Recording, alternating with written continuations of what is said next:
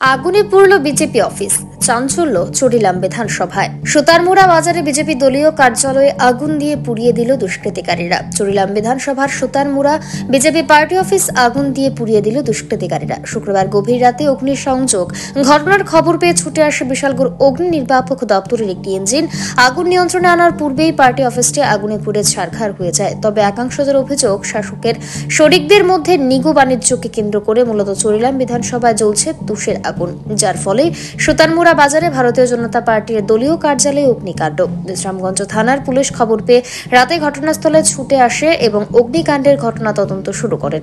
তবে বর্তমানে দলীয় বিষয় অগ্নিকাণ্ড ঘটেছে সেটা কোনো রকম ভাবে সারাই করলে নতুন রূপ পাবে, কিন্তু নিগো বাণিজ্যকে কেন্দ্র করে চড়িলাম বিধানসভার শাসক এবং শরিকের মধ্যে যে ধুন্ধুমার কাণ্ড চলছে, যে কোনো মুহূর্তে হতে পারে ভয়ঙ্কর ঘটনা।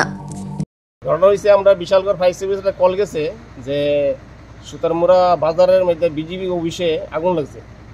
অলরেডি আমি স্টাফ নিয়ে আইলাম, আইয়া দিয়ে সুতারমুড়া বাজারের পার্টি অফিসে দরজার মধ্যে আগুন জ্বলতেছে।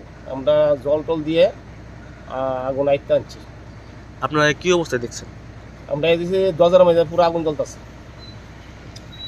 পুলিশের খবর দেওয়া হয়েছিল? পুলিশের খবর দেওয়া হয়েছে, পুলিশ আইতে আছে। ব্যুরো রিপোর্ট, পাবলিক নাও।